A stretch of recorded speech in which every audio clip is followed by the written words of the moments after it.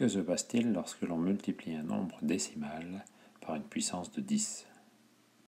Lorsque je calcule 14,8 fois 10 000, je sais que 10 000 a 4 zéros, donc la virgule, je vais la décaler de 4 rangs. 14,8, 1 rang, 2 rangs, 3 rangs et 4 rangs. 1, 2, 3, 4. Ça fait donc 148 000. Mais que se passe-t-il si on multiplie par une puissance de 10 ? Donc en reprenant le même exemple, on a 14,8 fois 10 exposant, puisqu'il y a 4 zéros, ça va donc être 10 exposant 4.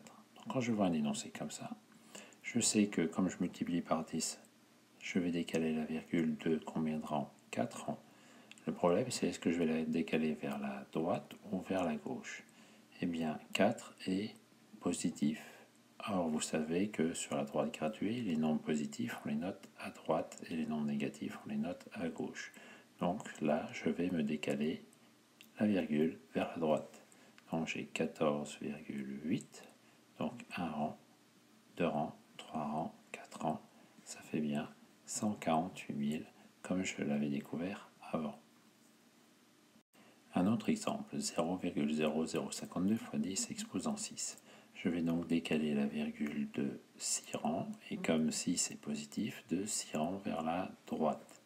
Donc 0,0052, je prends la virgule, 1 rang, 2 rangs, 3 rangs, 4 rangs, 5 rangs, 6 rangs. Donc ça disparaît, ça fait 5200. Vous avez vu les années précédentes que lorsqu'on multiplie par 0,001, comme c'est des millièmes, cela revient à diviser par 1000. C'est la même chose. Or, divisé par 1000, comme il y a 3 zéros, cela revient à décaler la virgule de 3 rangs. 382, la virgule se situe après le 2, puisque c'est 382,0. Donc décaler la virgule de 3 rangs pour que ça devienne plus petit, puisqu'on divise. Donc pour que ça devienne plus petit, je vais vers la gauche. Donc 1 rang, 2 rangs, 3 rangs, je mets le 0 qui est devant, ce qui fait 0,382. Alors comment cela se passe-t-il avec des puissances de 10 ? Cet énoncé, je peux le traduire par 382 fois 10 exposant 1, 2, 3 chiffres après la virgule, donc cette fois-ci l'exposant est négatif, moins 3. Donc quand je verrai 382 fois 10 exposant moins 3, je décalerai la virgule de 3 rangs puisqu'il y a un 3, et comme il est négatif, les nombres négatifs sur la droite graduée, on a l'habitude de les mettre à gauche. Donc je vais décaler la virgule de 3 rangs vers la gauche. 382,0.